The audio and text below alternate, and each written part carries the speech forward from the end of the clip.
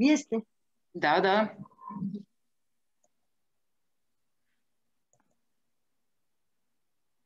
Дали се вижда? Виждате се вие, слайдовете не се виждат, ако е презентацията. Презентация, да.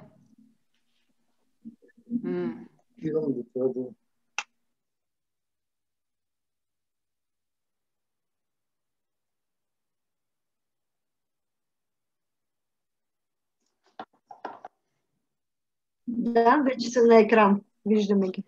Така, аз реших, че понеже имайки гости от чужбина, които ще участват, да го направя на английски текста, да говоря на български. Се надявам да се вместя във времето от 15 минути, защото наистина трябва да тръгна, защото имам да изписвам 2 пациентки горе в клиниката. Тоест ще покажа, надявам се, не само проблемите, но и някои от хубавите неща от грижата медицинската става въпрос за епилепсия в България. Първо, разбира се, ние не знаем колко често е това заболяване. За този център. Това, което знаем, се базира само на статистиката, която ползваме от световните проучвания. В нас никога не е имало, но предполагаме, че въз основа на данните от Здравната каса, колко хора са регистрирани и получават безплатно лекарствата, те са вероятно между 50 и 70 хиляди. И може би около 40 от тях се лекуват с нови медикаменти, които най-общо са достъпни. Разбира се, нищо не се знае за по-специфични популации, включително за най-важните, т.е. децата и за възрастните или старите хора, където тази нозологична единица е най-честата. Нищо не знаем за честотата на статус, епилептичния статус, както и за нещо, което е важно също за смъртността при епилепсиите или хората с епилепсии. Това е така наречената внезапна сърдечна смърт от епилепсия. Какво е хубаво? Хубавото е, че първо, както всеки един болен човек, за да ползваме своите здравни осигуровки, пациентите с епилепсия отиват при личния лекар, който твърде бързо ги насочва към невролог или детски невролог. Повечето от тях достигат твърде бързо не само до местния невролог, който е в ДКЦ-то, но и в така наречените третични центрове, които са разположени в университетските клиники. И добре е, че всъщност детски неврологични клиники има, или поне отделения 5 в България, които най-общо бързо регистрират заболяването. На съжаление, по-нататък подходът не е толкова удачен, но няма какво да се направи поради ограничения в заплащането на някои дейности от Здравната каса. Аз сега разбрах всъщност, че имам 4 пъти право да прегледам един пациент годишно, тъй като имам пациенти, които ги виждам в момента по 7 пъти и всеки път ми казвам, вие вече сте направили 4 прегледа. Доколкото знам, това ограничение, особено при тежките епилепсии, е съществено, както и това, че само 2 ЕГ-та годишно се поемат от Здравната каса, след което започваш да получаваш съобщение, вече имате издадено направление за това изследване за пациента с епилепсия. Тоест нещо, което сме свидетели в България, че пациентите доста често си плащат от джоба, което не е хубаво, но в крайна сметка, имайки търговски дружества, а не болници, ние сме длъжни някакси да се издържаме и съответно тези заведения. Знаете, че съществен проблем, това може би е интересно за чуждите участници в уебинара, могат да бъдат прияти само един път месечно. Ако се налага продължаване, то трябва да е с друга диагноза. Ако се налага второ приемане, трябва да е също с друга диагноза. И по принцип престоят не е ограничен. Доскоро беше ограничен поради това, че заплащането беше твърде символично. И така наречения 3 дена задължителен престой най-вече се базираше от страна на лекарите, че повече средства по тази пътека нямаше. В момента е малко по-добре, т.е. не са 200 евро, а от миналата година са 330 за деца. Виждате, за възрастни са по-малко. Поне има все пак някакво предимство, дадено за децата, което следва да се отчете, тъй като тази болест, разбира се, по-честа в детска възраст. Естествено, смешни са цифрите за лечение на епилептичен статус, под 500 евро за двете възрастови групи, като това състояние е животозастрашаващо, изисква интервенции. Разбира се, те в България са затруднени от това, че имаме много малко лекарства за действие в тези условия, но това е другия съществен проблем, който за мен е най-съществен по-настоящем. Така че това лечение в болница обикновено включва една пълна кръвна картина и едно стандартно ЕГ, което е 20 до 30 минути. На повечето места под 20 минути. Разбира се, има клиники, където пациентите се приемат, тъй като това е единственият начин да се направи ЕГ, след като само 2 пъти годишно може да бъде направено по здравна каса и то да бъде реимбурсирано. Ако кажем на нашите гости колко заплаща здравната каса на едно ЕГ, може би ще се смеят тихичко или под сурдинка, казваме ние, както казваме ние, тъй като заплащането все още продължава да е 16 лева. Тоест под 1 лев на минута се заплаща дейността на лекар, на сестра, консумативите и така нататък. Но това е като много неща в държавата е подигравателно. Няма да обръщам внимание на това нещо. Стана въпрос, че все пак има детски неврологични отделения или клиники, което е добре. Не е добре, че много и от децата с фебрилни гърчове веднага се приемат там и много бързо им се прави скенер, тъй като това е другия проблем. Разбира се, при дете с фебрилен гърч скенера не е задължителен, както и електроенцефалограмата не е задължителна, т.е. не трябва да се правят излишни изследвания, когато диагнозата е точна. Проблема е, че резонанса все още, ядрено-магнитният резонанс не е достъпен и, за съжаление, дори в 2020, на прага на 2021 година се прави при тежко резистентни пациенти и едва след като здравната каса одобри искането на лекаря или пък пациентите се го заплатят. И това е другият, отново да повторя, проблем, че изключително много пари се дават от джоба на пациентите за нещо, което би трябвало да бъде реимбурсирано, осребрено от здравната каса. Хората са все по-умни, когато им се каже, извинявайте, аз трябва да подам молба до здравната каса и тя в рамките на 2 до 4 седмици ще отговори дали е разрешено. Въпреки че не са толкова ефтини изследванията, между 200 и 300 лева, 350 даже с контрастно изследване, отиват директно да се запишат и да се платят от джоба, което въобще не е редно, защото България е най-бедната държава в Европа и това знам, че сте убедени. Това, което посочих, вече е съществен проблем. И другото, че поради тази ниска стойност на пътеките, така нареченото продължително видео-ЕГ мониториране не се прави на нито едно място, с изключение в клиниката, в която аз работя. Понякога повече от 3 дена се осъществява в тези болници, след като пациентът премине с друга пътека и с някои, да не ги наричам лъжливи, но такива трикове, които използваме, когато децата са с тежко състояние, налагат се стероиди, налагат се синактен да се използва, както е при синдрома на Уест. Понякога се налага при смяна на лекарства. Разбира се, както и за статуса, така и за епилептичния статус имам предвид, така и за лечението на тежки епилепсии. Проблем е, че нито едно от тези лекарства не е налично в болниците, т.е. не може да бъде въведено. Така че ако преценим, че пациентът има нужда от такова нещо, караме или него и роднините, или пък родителите да отиват да купуват скъпото лекарство и да се започва, когато това е належащо. Всичко останало е с минаване през одобрение от експертни комисии, становища и така нататък. Затруднително е, но все пак, за да няма злоупотреба, до някъде е редно това да става. Проблем е липсата на лекарства в болниците и особено когато състоянието на пациентите е тежко. Ние сме с 2 лекарства налични, най-общо казано, айде 3, като включим и Дормикум, т.е. Мидазолам.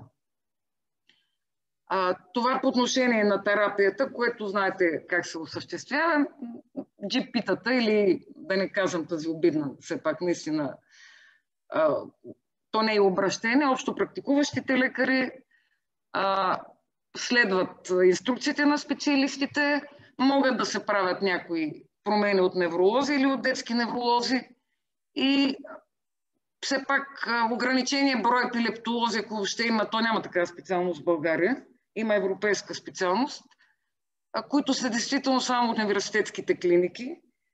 Достъпа не е труден, бих казала, но все пак това бройката не е безкрайна. Естествено, че няма как, особено в тези времена, ограничен достъп и особено личен контакт, това да бъде осъществено в момента. Но, както каза госпожа Съда, все пак повечето лекари в момента не само телемедицина, и по телефонна медицина се откликваме, тъй като знаем, че на всеки е трудно. Разбира се, трудно и на хората, които са болни от COVID. Аз 3 седмици бях сама тук в клиниката и двете ми сестри бяха болни. В момента сме все още само 2. Тъй като втората ми сестра е лаборант, тя е невропсихолог, между другото, е болна и продължава да е положителна. Това е проблем, мисля, че особено за хората, които имат нужда от телка, тъй като в България са само 2 невропсихолозите, които имат опит в епилепсия. Всичко друго е обща клинична психология. Все пак това е специфично заболяване, особено в детска възраст и при някои от синдромите. За мен най-същественият проблем е липсата на медикаменти. Не знам защо това не се случва. Пишем разни писма от години. Единственото, което се получи преди доста години, все пак трябва да споменем името на доцент Алексиев, е това, че Суксимида беше отново регистриран в България. Това е петинимид или средство, което е за лечение на псанси. Капсулите в момента не се реимбурсират, а само сиропа. Т.е. тук съм направила една грешка в слайда. Но всичките тези други, които съм посочила и които са изключително важни, особено тези, които са на първите 2 места, въобще ги няма. И хората се ги търсят от чужбина в така наречената куфарна търговия, която и в момента отпада. Тоест аз не знам как се справят всъщност. Фенобарбитал нямаме на таблетки, има само мускулна форма, венозната не е достъпна, това е средство за лечение на епилептичен статус. Лоразепам и други по-модерни за лечение на статус липсват, както и за приложение при деца по време на пристъп. Знаете, че особено в Англия имаше и се говореше преди Брекзит, т.е. в Британия, в кралството, че дори този ректален диазепам ще отпада, тъй като все пак поставеното му по този начин, т.е. в дупето на детенцето не е най-приятната и включително се смята като увреждаща мярка, така че навсякъде да има достъпен букален диазепам. Ние затова си мечтаем, разбира се, такова нещо няма. Така че много лекарства липсват. Първите 2, които съм посочила, Вигабатрин или Сабрил и АЦТХ, това са животоспасяващи в кармаческа възраст при синдрома на Уест. Много други са изключително важни и също липсват, но поне не са фатални. Това не знам защо не става. Разбира се, лекарите не са от най-активните, трябва родителите да са активните. За канабидиола ще има лекция. За съжаление няма да е днеска. Много от оригиналните лекарства изчезнаха, така че пациенти, които са се влошили от това нещо, трябва да се ги търсят от чужбина. Знаете, че продължава да има реекспорт дори в тези времена. И напоследък имах пациенти, които не можаха да си намерят ламиктал. А ламиктал е един от медикаментите, който се реекспортира поради по-високата цена в някои други страни. Влошаването беше в миналото от ламиктал, по-често настоящен беше от левотирацетам. Напоследък има и някои, които с лакозамид влошават, тъй като вимпати се изпадат, трябва да бъдат заменени. Така че това е проблем. Вие днес, поне до април тази година, вагус нерв стимулацията беше достъпна само за деца, след като мине през изследвания и подадат документи преди това до фонда, сега до здравната каса. Сега имаме обещание след април месец, че това се случва и за възрастни. Все още няма възрастни хора имплантирани, но аз преди една седмица получих от фирмата документите, най-сетно одобрени от здравната каса, които ще важат, така че може би до година все пак ще имаме пациенти, които ще бъдат с имплантирано устройство, т.е. след преминаване през такива комисии ще могат да имат шанс за някаква редукция на пристъпите, тук не говорим за излекуване. Епилептичната хирургия не е проблем. Проблем е дотолкова, доколкото не се правят изследвания, които са задължителни, като продължително видео-ЕГ резонанс, поради това, че не се покриват от здравната каса. А пък много странно, но ПЕТ доста бързо може да бъде направен, тъй като с помощта тогава на нуклеарните медици, най-общо казано с лобиране, успяхме това да го извоюваме още 2010 година, въпреки че е скъпо изследване. Но това са абсурдите в нашата държава. Това е поне аз, което намерих Евростат, вече публикуване и утвърдена категоричните данни за доходите в Европа. Нали, не случайно се борим, че сме на последно място. Т.е. тук излиза, че не сме на последно място за 2017, но сме в тези страни, които са извън Европейския съюз. Даже Босна и Херцеговина са преди нас. Което естествено оказва значение, защото няма как хора, които имат ниски доходи, да плащат големи пари за здраве. Безумната разлика по отношение на епилептичната хирургия, колко се заплаща, т.е. предварителните изследвания, които у нас струват около 400 евро и колко струват в Италия. Епилептичната хирургия колко ниско оценена, но все пак е правилно, за разлика от това, което е в Италия. Т.е. базират се тези действия, които извършваме на ентусиазъм и нашата група все още продължава да е малка. Тези 4 човека и 5-я, който снима. Няма как да бъде иначе, при положение, че това не са добре заплатени неща. Тоест за всичките тези проблеми разчитаме най-вече, за съжаление мога да го кажа, това на така наречената обратна връзка и натиска от пациентите и от организациите, тъй като експертите по неврология не са активни по отношение на това заболяване. Всички от тях знаят, че това е най-честата неврологична болест, но няма да излъжа, това за мнозина от моите колеги присъствали на изказване, което един от нашите най-видни специалисти по неврология каза, че хората с епилепсия са консуматори без бъдеще, т.е. обречени. Разбира се, това е не само много неприятно, гнусно би го нарекла, затова и много от колегите не обръщат внимание на тази болест. За съжаление, ситуацията още повече се влоши с тази пандемия. И действително най-важни са усилията на пациентите и техните близки, поради което отново ще наблегна, че вашата организация има значение за връзката с парламента. Най-вероятно благодарение на вашите усилия имаме вече адвокат по епилепсия, наш защитник в парламента на Европа, т.е. поне няма да се срамувам, че сме единствената държава, ако се видим с колеги, които да кажат само вие нямате. Без вашата помощ нямаше да можем да имам първия 128 канален апарат. Тази ререгистрация на клона за ПАМ нямаше да може да се осъществи. И разбира се, подкрепата на всички семейства, родители, пациенти, които търсят алтернативни лечения, включително кетогенна диета или канабидиола. Т.е. активността на пациентите и родителите е най-важна. За социалните проблеми ще стане въпрос. И това, което също го намерих за 2017 година, процента от брутния вътрешен продукт, т.е. колко абсурдно е всичко. В България не е толкова зле, на средата е. Над 8% отиват от брутния вътрешен продукт на държавата за здравеопазване. Виждайки обаче, ние сме на крайно място и това ви наблягам, защото 2017 година няма как да ни е качествено здравеопазването. Между другото, в Румъния, ние вече сме на последно място, това е категорично. От 2018 има доста коренна промяна, не само за заплащането на лекарите, но и на услугите. И освен това, знаете много добре, че те имат дори това, което напоследък се говори, флотилия от 21 медицински хеликоптера, включително и за хора в епилептичен статус, би свършило работа, да се прекарат бързо и успешно в една държава, която е малко повече от 2 пъти по-голяма от България. Ние нямаме още нито един. Така че ситуацията не е толкова оптимистична, колкото звучеше в презентациите на първите гости от Министерството. Дай Боже, наистина, като мине това време, да се подобри. Това го показвам за годините, в които Евростат си е вкарал данните.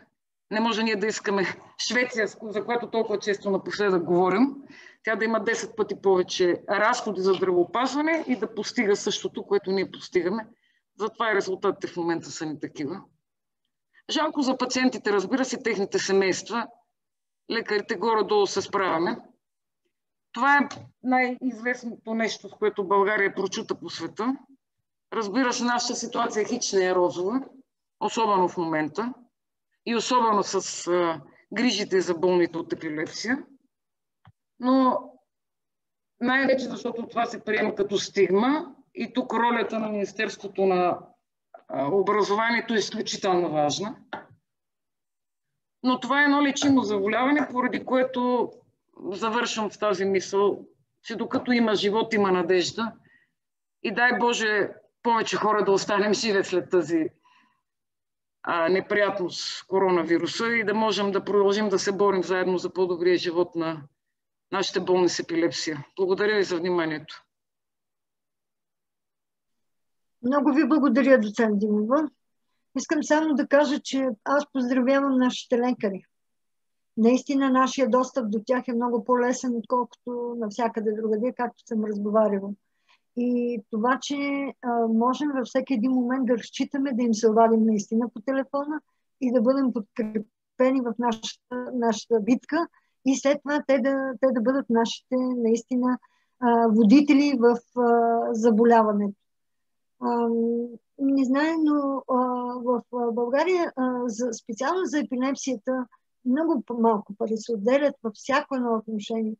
И за това силно се потресах аз от това, което вие казахте, че те ще бъдат само консуматори. Ами не може да се говори за един човек така. Докато човек, вие казахте, го има живот, докато диша, значи има надежда и за него. И той може да бъде развит, той може да бъде полезен на обществото. Няма как да се говори за човешко същество по този начин. Това е безобразието при нас, че има хора, които са с власт или са на високи постове, или са извоювали по някакъв начин своето място, те да дават такъв ужасен пример, как да помолиме министерството, как да помолиме едното министерство, другото, третото, как да обединим те усилията си, за да помогнат на нашата общност.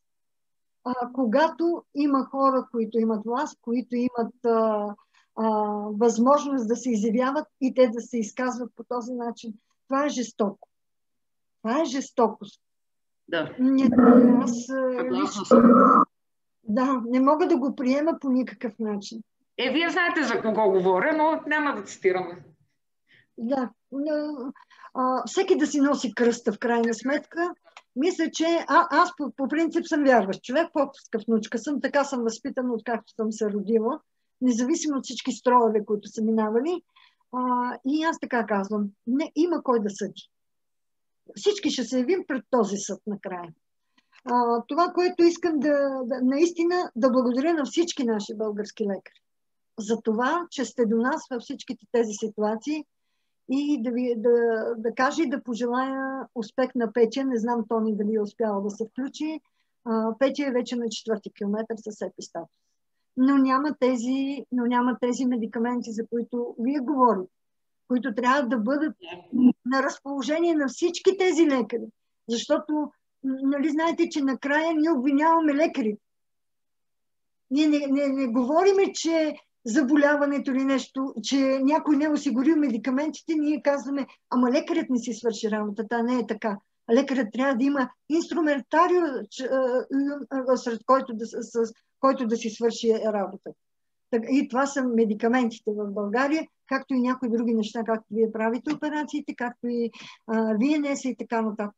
Благодаря ви много, доцент Димова. Много ви благодаря. Успех желая и благодаря, както винаги. Както винаги вие сте до нас. Вие сте до нас, за което безкрайно ви благодаря. Винаги ще бъда. Благодаря. И така, и сега вече да дадем думата на госпожа Кичева, да поговорим за така липсващите в България услуги. Доколко ги има, доколко са ефикасни, доколко имаме специалисти, за да работим и най-вече за финансирането. Ваша е думата, госпожо Кичева, извинете ме, че пропуснах доцент Димова, но наистина беше важно да спазвам реда. Аз честно искам да ви призная, че ми е малко трудно, защото се изморявам лесно, затова често така изключвам всичко, за да мога и да почивам. Наистина трудно е възстановяването след COVID. Благодаря ви, заповядайте. Добър ден, благодаря ви. Чуваме ли се? Да, чуваме се, да, чуваме. Добре. На първо място искам да благодаря на Асоциацията на родителите на деца с епилепсия и лично на вас, госпожо Събева, за това, че ни поканихте на днешния вебинар, както и че имам възможност да представя пред вас основните моменти на така дългоочаквания закон за социалните услуги, който, както казахте и вие, е дългоочакван и беше отложен, но вече е в сила и от 1 юли тази година. Той вече е в сила и се прилага. За това какво направихме до момента, за това какво ни предстои, ще се опитам накратко да представя в следващите слайдове с моята презентация. Законът за социалните услуги, както казах, е изключително важен. С него за първи път се обединява цялата материя, свързана с социалните услуги, в един нормативен акт. Той не промени действащата до момента уредба в социалните услуги, просто я надгради.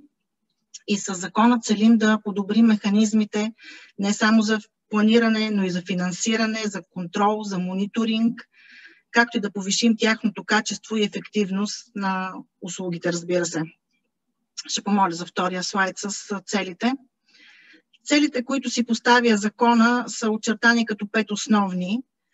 Те са свързани на първо място с гарантиране на равен достъп на услуги за всички лица в съответствие с техните потребности, независимо от доходите, от възрастта, от пола, от здравословното състояние, от имущественото и материално положение. Друг важен принцип е свързан с гарантиране качеството и ефективността на социалните услуги. Това е много важен принцип. По-нататък в презентацията ще ви кажа, че вече е създадена и функционира Агенцията за качество на социалните услуги. Много важен принцип и цел на закона е, с него насърчаваме интегрирания подход и осигуряването на подкрепа за лицата, които имат нужда от това, като се цели, разбира се, една комплексност на подкрепата, не само в сектора на социалната сфера, но и на здравето, на образованието. И именно този момент се регламентира в закона.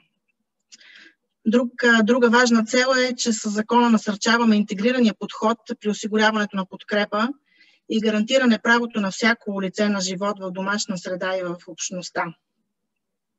На последно място, но не по значение, разбира се, е цел, свързана с насърчаване и развитие на публично-частното партньорство при предоставянето на социални услуги. Понеже говорим за епилепсията и много за децата, използвам случая да кажа, че както и до сега, така и занапред с новия закон за социалните услуги, които са за децата, ще продължат да бъдат безплатни, и то не само за тях, но и за родителите и лицата, които полагат грижа за тях. Ще помоля за втория слайд. Какво е социална услуга? Закона за социалните услуги ги определя като дейности за подкрепа и превенция за преодоляване на социалното изключване, за реализиране на права и подобряване качеството на живот на лицата. Основното е, че те се основават на социална работа, индивидуален подход и индивидуална оценка на потребностите. Водещ елемент на всяка социална услуга е социалната работа. В закона тя е дефинирана като дейност, която се основава на правата на човека, социалната справедливост и е насочена към подкрепа на отделния човек, на семейството или на група от общности, както за подобряване на качеството им на живот, така и чрез развиване на своите умения, за да използват своя потенциал и собствени възможности, както и тези на общността. Ще помоля за третия слайд. Видовете социални услуги са подробно разписани в закона. Ще използвам случая да отбележа, че в досега действащото до 1 юли законодателство в областта на социалните услуги. Те бяха дефинирани като чрез конкретното място, в което се предоставяха център, приют, дневен център, а сега ще бъдат дефинирани чрез основните групи дейности, които се предоставят в тях. Видовете социални услуги спрямо тези видове дейности са 10. Виждате ги на слайда, аз няма да ги изброявам всяка една от тях. Само ще използвам случая да кажа, че закона ясно дефинира всяка една от тях и дава конкретна дефиниция. Разбира се, дава се възможност за профилиране на услугите по различни признаци, като цели, функции, потребители, специфичните нужди, които ще се посрещат, групите дейности, продължителност, начин на ползване, средата, организацията. Например, те ще могат да се предоставят самостоятелно или като комплекс от различни социални услуги.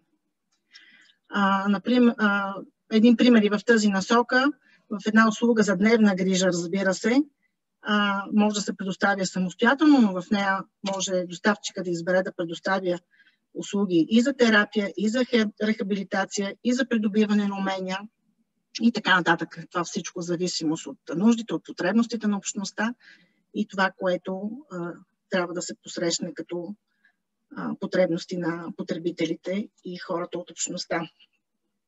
Ще помоля за следващия слайд.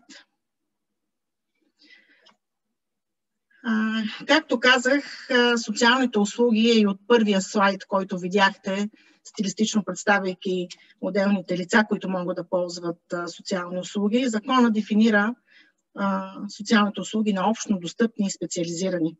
Общо достъпните социални услуги са насочени към всички хора, независимо дали е на лице някакъв риск, дали те са в някаква уязвима ситуация, независимо от тяхната възраст, пол, здравословно състояние, имуществено положение. Те ще могат да се ползват от всички, без да е на лице някакъв риск, без предварителна оценка и без насочване. Такива са услугите за информиране и консултиране, за обучение за реализиране на социални права и развиване на умения. Те се предоставят за срок от 2 месеца. Мобилната превантивна общностна работа също ще бъде от общодостъпните социални услуги. Всички останали социални услуги в закона са специализирани. Те се предоставят при настъпване на определен риск за живота, за здравето, за благосъстоянието или развитието на лицето, или когато има необходимост да се задоволи някаква специфична негова потребност.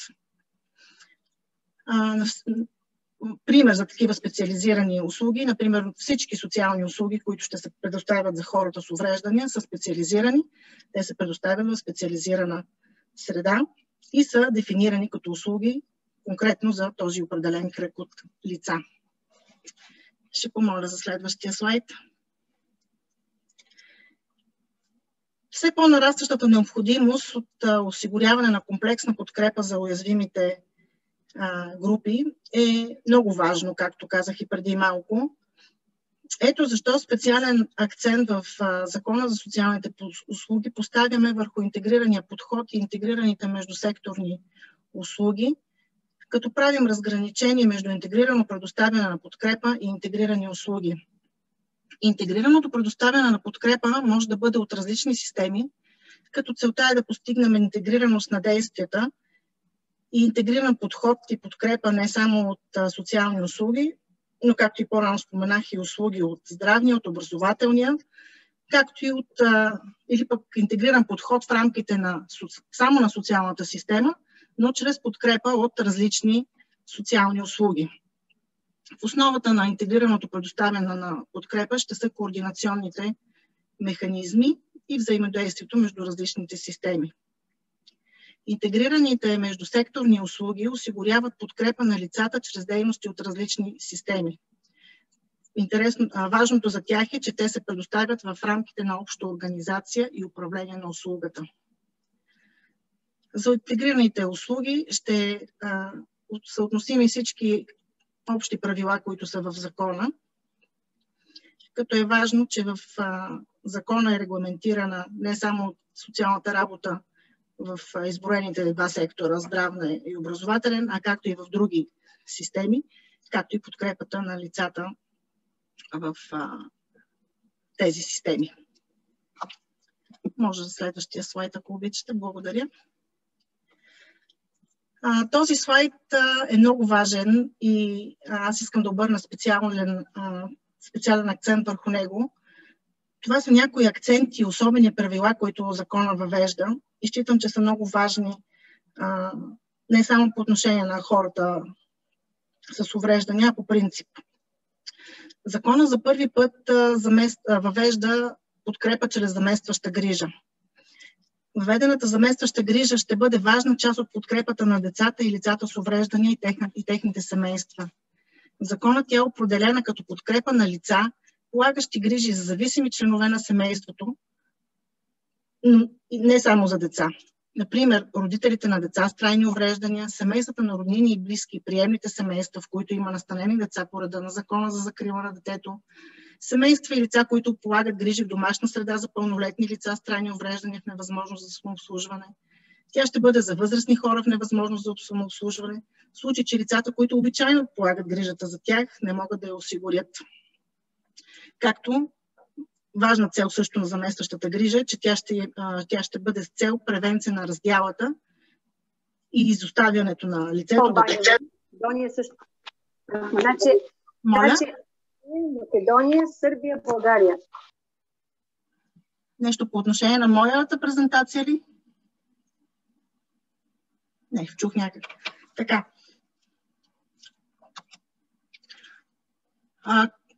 Бях стигнала, че важна цел на заместващата грижа ще бъде и превенция на раздялата, тъй като тя ще може да осигури, чрез нея ще може да се осигури кратковременна подкрепа на лицето, което обичайно полага грижата за детето или лицето с увреждания. Законът регламентира, че общия период на предоставянето на заместваща грижа е до 30 календарни дни в годината, като тя ще бъде безплатна за определена категория лица, които са подробно посочени в закона. В началото на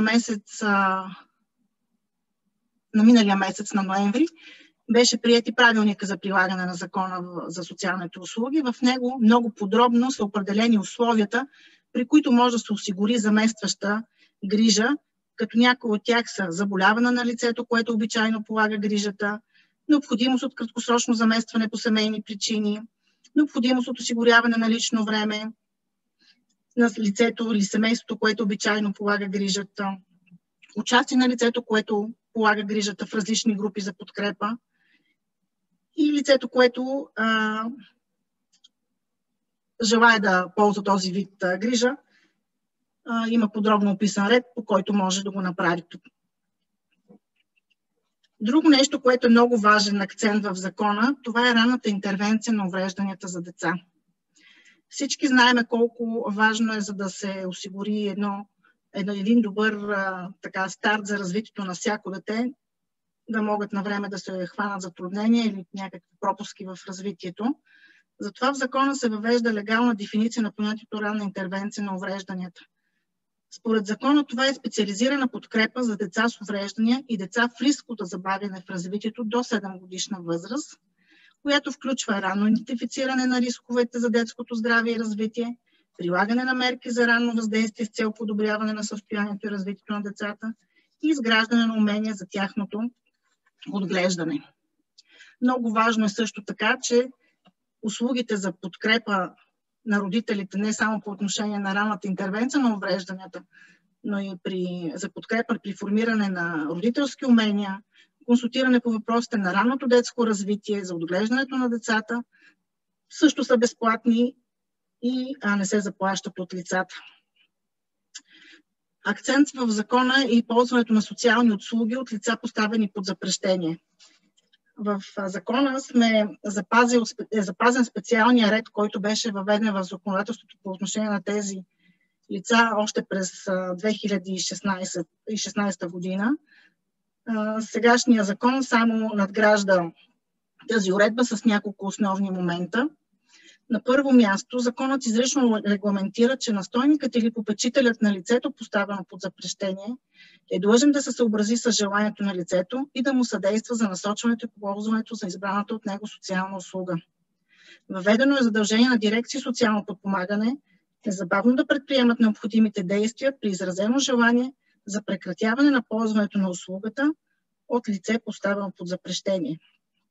И също така е предвидена възможност дирекциите социално подпомагане да изисква подкрепа от доставчиците на социални услуги за изследване на желанията на лицата, поставени под запрещение. Много важен момент в закона са въведените особени правила, включително по отношение на ползването на резидентна грижа от деца. Закона регламентира максимално допустимия срок за настаняване в социални услуги за резидентна грижа на деца до 2 години, като задължително се прави преглед на настаняването на всеки 6 месеца. Закона забранява и предоставянето на резидентна грижа на деца до 3 годишна възраст. Разбира се, тук са включени някои изключения, когато не могат,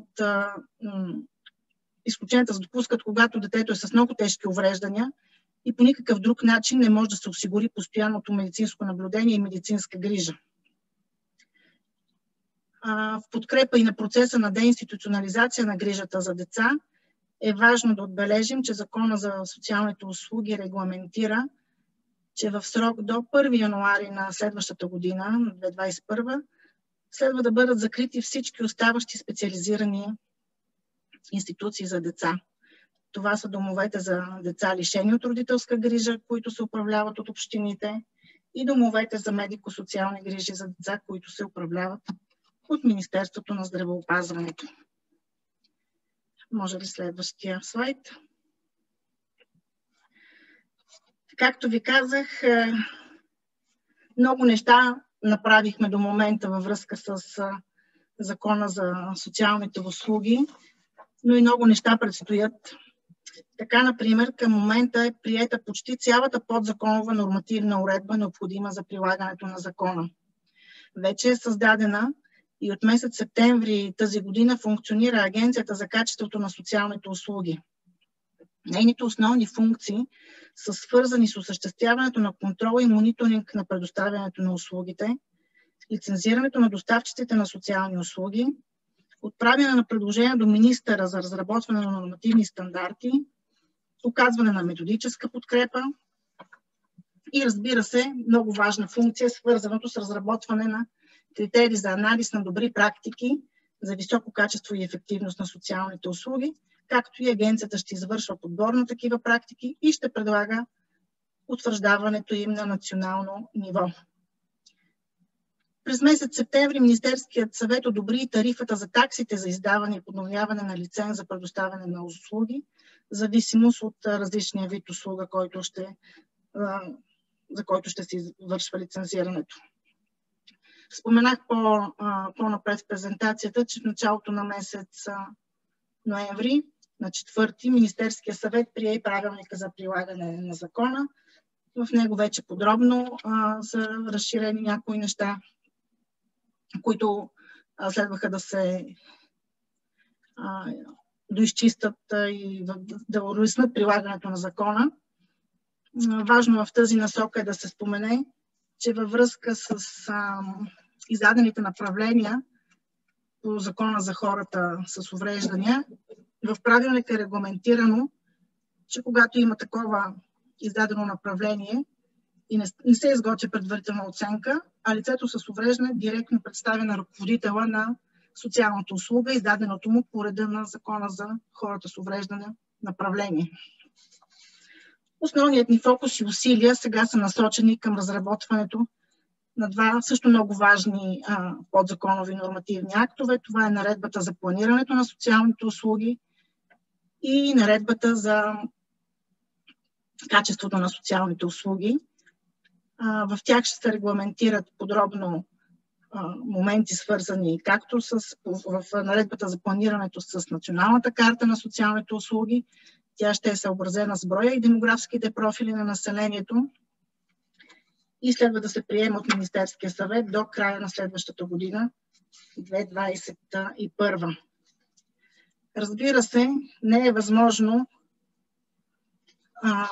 да се постигне качествена и ефективна реформа без ясно припознаване и изпълнение на отговорностите на всички ангажирани страни по отношение на ангажиментите и правомощите, които законът им вменява.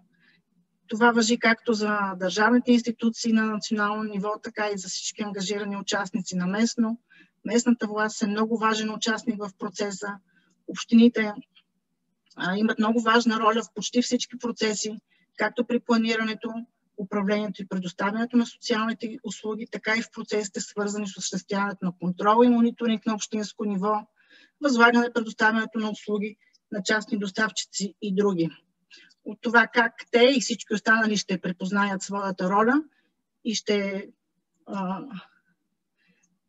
препознаят своята роля и своите ангажименти, ще зависи как ще протече реформата, като се надяваме всичко, разбира се, да се случи по най-добрия начин. Подобряването на координацията и сътрудничеството между всички ангажирани страни също е много важен елемент от процеса. На местно ниво с всички органи, които са ангажирани с процеса, имат добре създадени връзки. Агенцията за качеството на социалните услуги също ще подкрепя процеса с издаване на указания и въобще ролята на всеки от участниците е изключително важен. Не на последно място, въпреки че стои на края в слайда, нещо, за което и госпожа Събева спомена в встъпителните думи по закона, е необходимостта от укрепване на капацитета и на специалистите в сектора на социалните услуги. За да се гарантират правата на децата, на лицата, включително на хората с увреждания, е необходимо не само да имаме развити и достъпни, качествени услуги от всички сектори, не само от социалния, от здравния, от образователния, но е необходимо да има и така добър набор от специалисти, квалифицирани, добре квалифицирани специалисти, които да осъществяват директната работа с тях. Именно заради това специален фокус в Закона за социалните услуги е поставен върху професионалистите в сектора. За тях за първи път на законово ниво се предвиждат надграждащи и въвеждащи обучения, които да ги подкрепят в работата им, както предоставяне на супервизия и други стимули за професионално развитие. Важно е, че се въвежда и задължително наставничество над служители, които за първи път ще осъществяват дейности по предоставяне на социални услуги. И свързаното пак с капацитета на служителите и с възнагражденията и заплащането, използвам случая да ви кажа, виждате в слайда на предпоследно място наредбата за стандартите за заплащане на труда на служителите, осъществяващи дейности по предоставянето на услуги, които се финансират от държавния бюджет. Тази наредба вчера беше разгледана на заседание на Министерския съвет и е приета. Тя е много важна наредба, с която мислиме, че ще подобрим състоянието на работещите в сектора, ще задържим високо квалифицирани и ще привлечем такива специалисти в сектора, което е, разбира се, важно за цялостната подкрепа и дейност, която се осъществява с хората от уязвими групи. И не само, разбира се, защото, както казахме, социалните услуги вече не са само за уязвимите групи, а за всички лица. Накратко мисля, че това, опитвайки се да съвместя във времето, с което разполагах. Разбира се, за чуждестранните гости, ако проявяват интерес, бих препоръчала на организаторите да им предоставят, има ги в английска версия, Закона за социалните услуги, правилника за неговото прилагане, някои от подзаконовите нормативни документи, които ги интересуват. Иначе ви